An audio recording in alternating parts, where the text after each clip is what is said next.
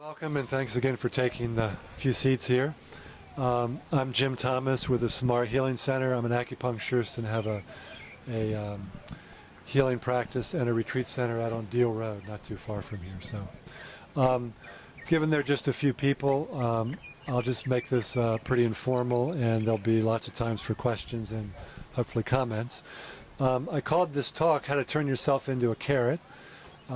To me, this is one of the biggest mysteries in the world, maybe as a grower, but you know that pretty amazing. You take a little sunlight, a little water, and soil, and then you get this thing, and then the biggest miracle is that when you eat this, somehow it turns into you.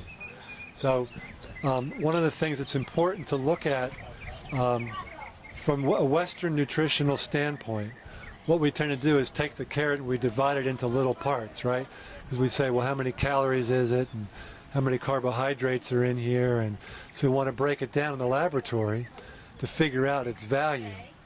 And as you know, it kind of reduces the carrot, makes it kind of boring, because if you just know about the calories and things like that, I don't think many people want to eat this thing. So within the framework of Chinese medicine, what's more important is the whole nature of the carrot. Again, the biochemical nature is important to some degree, but it doesn't tell the whole story. The analogy is like within your body. If you go to the physician, they're going to look at your biochemistry and they're going to say whether maybe you're healthy or not. But you might go in there and have your blood work done, walk out of there and feel terrible, but your blood work's fine. Same thing. So there's something else about a human being, other components that constitute health. So from a food standpoint, in terms of what you get from this, there are a lot of other factors that go into making this a substance which you can easily assimilate and provide sort of a whole package of nutrition. Okay? So, sort of the big picture again of just the energy transference even through the food chain, right? And how when this arrives at your table, there's a certain vitality to this.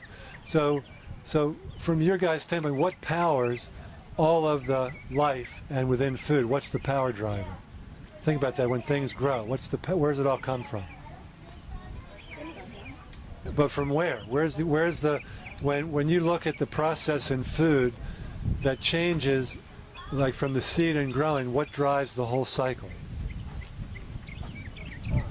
The sun, photosynthesis, right? So it's kind of cool that you start with the sun in terms of then how the plant through photosynthesis converts it to organic chemicals then that we can assimilate. So you got the sun driving this system, coupled with then what comes from the water and the soil that this then works with, and the energy sort of that unfolds from the seed that eventually turns into the carrot underground. But the sun is the ticket, and human beings cannot assimilate energy from the sun in a way in terms of we gain certain energy from the sun in terms of vitamin D, but we can't gain enough energy in that way, have the ability to convert it to a form that we can use it. So what we learned in school about the food chain, right? In terms of how the conversion of sunlight, in terms of plants, how something eats it up the food chain, okay? Now what's interesting is to look at the transference of energy in that food chain in terms of even it can influence our food choices, right? So if we look at, for example, the way foods will gather energy, and the cow eats the grass and we eat the cow. What happens is every time you move up the food chain, there's a loss of energy because the cow takes so much energy to function, right? It breathes, there's waste that comes out of the cow. So one of the fundamental things to know about this food chain is that there's a loss of energy every time there's a transfer of energy up the chain. So when the cow eats the grass, it's a pretty huge loss. So you don't get the same amount of energy of you eating the greens directly versus when you eat the cow. In fact, when you have beef, you take food away from 9 other people. If they ate directly from the amount of food that cow eats, it could feed 10 people. So from the terms of the amount of protein and stuff that's there, either from the water standpoint that it takes to raise the cow and the amount of energy it takes to get like a pound of protein versus a pound of protein out of vegetables. So it's kind of curious that your food choices can affect the big picture here. And so I tell people you can kind of vote with your plate in that way. So it's another reason, and again, I'm not saying you don't eat meat, but again, if you hold this big picture of the amount of land it takes to raise, animal protein, the amount of water, and then the loss of energy as you move up the food chain, maybe that will influence your choices about looking at eating maybe more vegetable protein, or this whole thing of being sort of part of the world now and how our choices impact people in other places in terms of land use and water use. For me personally, I think they're important questions to think about.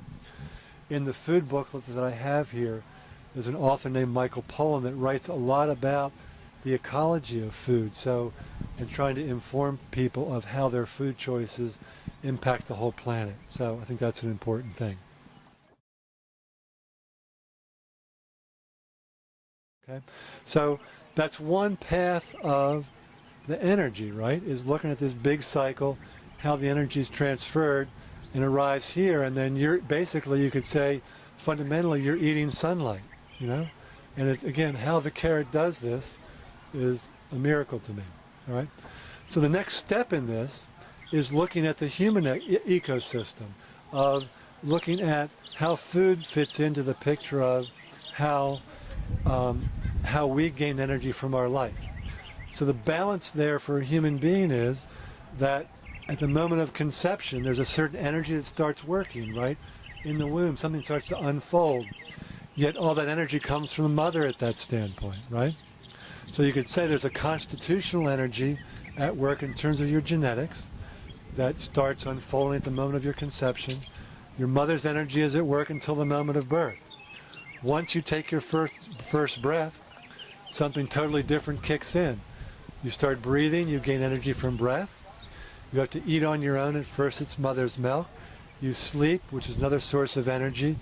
As you grow, your attitudes and beliefs shape your energy. So if you're a really energetic person, or if you're sad all the time, all those things influence your ability, your energy level, and influence things that way. Okay? So food then, in terms of that equation, is what we're going to look at just for a few minutes. Within Chinese medicine, there's the whole science of how to cultivate energy from your breathing. There's a whole way to cultivate your life so that your attitudes and beliefs give you energy rather than take energy away. Obviously, sleep quality, how much sleep you get. There's studies now that show that if you get enough sleep, you actually gain weight because of what happens metabolically and to your body when you sleep in terms of how you process what you eat. So even sort of Western medicine now has backed that up. So they're your main sources of energy, and if you don't take advantage of that, what happens is that you start to dip into your constitutional energy when you don't need it. And when your constitutional energy becomes exhausted, you die, okay? So your life is a balance between how you cultivate energy after your first breath, balanced with your genetic energy and how you come into the world. Most of us come into the world with sort of a middle-of-the-road constitutional energy. Other people come into the world like the Mississippi River. They're the people that can miss nights of sleep. They're the people on the news at 110 that drank a quart of whiskey and smoke a pack of cigarettes, and it didn't affect them because their constitution was so strong they could just bull their way through anything. Most of us will die at 50 if we ate like that, because or lived a lifestyle of, again, eating whatever we wanted to, eating lots of sugar, unhealthy foods, because we don't have a strong enough constitution that can override those kinds of things. So in one way, it's kind of good that if you're a middle-of-the-road constitution, you got to learn earlier in your life, you have to learn how to balance those things. How do you get the most out of breathing? How do you get the most out of your food? How do you have a very attitude that really gives you vitality rather than an attitude that takes energy from you? Okay? So Chinese medicine is all about trying to create that balance and teaching people. Like what you do, Skip, how do you teach students to balance energy sources in their life so that they don't always rely on one thing? Or maybe they don't even know that your life is about balancing these energy sources, you know? So it's really important to develop this big picture, okay? So briefly, I'll talk about the human body in terms of the energy metabolism, and we'll sort of wind up with questions if you have any. In Chinese medicine, the stomach is looked at like a fire that has a cooking pot on it. Okay, so that when your stomach, the energy of your fire, as your stomach fire, so to speak, burns, that is a metabolic energy that helps you digest and then assimilate what you eat. But the image of a fire can be helpful because in nature, fire has certain things that it needs in order to thrive. Same way with putting certain things in your body and how you take care of that fire, as well as your constitution, like Skip, when you and I were talking, how strong is your fire? Is a person really weak? If they don't eat certain foods, they fall asleep quickly, or they're very sensitive to foods, which might mean that you come into the world with a very sort of weak digestive energy. So just like in nature, one thing that affects fire is water or moisture. So the water content of food is important in terms of the how you digest. If you, for instance, if you slug down 3 glasses of water before you eat, that digestive fire will be put out. So then when you start to eat, the whole gastric juices are totally diluted. You will not be able to assimilate the food. Okay? That's a very simple thing. So the same thing with the fire. If it's really, really cold and wet, that will also affect the fire. So if you're eating ice drinks all the time, not just when you eat, but just all during the day, if you're drinking icy drinks, it's going to put that fire out and weaken your digestion and the ability to assimilate the nutrients. So one simple thing is wait till after the meal, or just sip a few fluids. Okay. Now we won't go into this today, but it's a whole course on foods have different qualities in Chinese medicine of their thermal nature, whether they're very warming kinds of foods, like certain kind of spices we know to be very, very hot. Certain kind of foods are hotter, or certain kind of foods have a very cold nature, not just from a temperature, meaning like ice creams being cold, but if it has a very high water content, like lettuces, like zucchini we've talked about in terms of seasonal eating, that they will also influence that fire in your belly. So one of the things to learn is how to balance your meals based on foods that some are warming, some are cooling. The time of the year will be important because in the wintertime you don't want to be eating a lot of cold foods. The summertime when it's warming, you can eat a few more cool foods. So you can use the seasons as a teacher to help kind of educate you about the kind of foods that you eat that are available in your locale that will naturally take care of this issue. And again, to eat things out of season, again, to import strawberries from someplace far away, the strawberries have a very cooling nature. They will affect this fire in the winter when there's not a natural fire, meaning more warmth, that support digestion in a particular way at that time of the year. So a theme would be out of that you use nature as a teacher, what's available at that time of the year to influence what you eat. Okay? So the other things of the digestive process would be, again, the first part of digestion starts in the mouth. So if you chew, there's enzymes that are activated here to break apart the food that make the stomach's job a lot easier. So think about chewing the heck out of something, and most people get bored because I think, Jim, they want me to chew 50 times and it's like mush, but you don't have to go that far. But if you're conscious about chewing a lot, it just makes you, the digestive process starts here, and it makes the stomach's job a lot easier in terms of, again, the fire, in terms of what gets extracted from the food when you start at this level. So the stomach gets the nutrition, starts to break things apart in this process, and then the small and large intestine begin to assimilate these things. So right away it might depend on the order of what you put things is important, whether you eat proteins first, whether you eat the starches first because of the way the amount of gastric juices that are required for different types of foods. So again, this is the topic of a whole lecture, but food combining is important, okay, in terms of maximizing the food. So, it's something else to think about. The time of day you eat. If you eat at 10 o'clock at night and go to bed, the food's going to sit there. Gravity is another important factor in terms of eating, smaller amounts so you don't overload the system. One of the simple rules, you don't eat any fruits with your meal, for instance, because the requirements for fruits are totally different than proteins and fats, so you save fruits for a later time. You try to eat as simple as you can, where you don't combine lots of, for instance, try not to eat more than 2 grains or just 1 protein in a meal, and just 1 or 2 starches, because the more complicated it gets, each starch has a different requirement. Fats have a different requirement.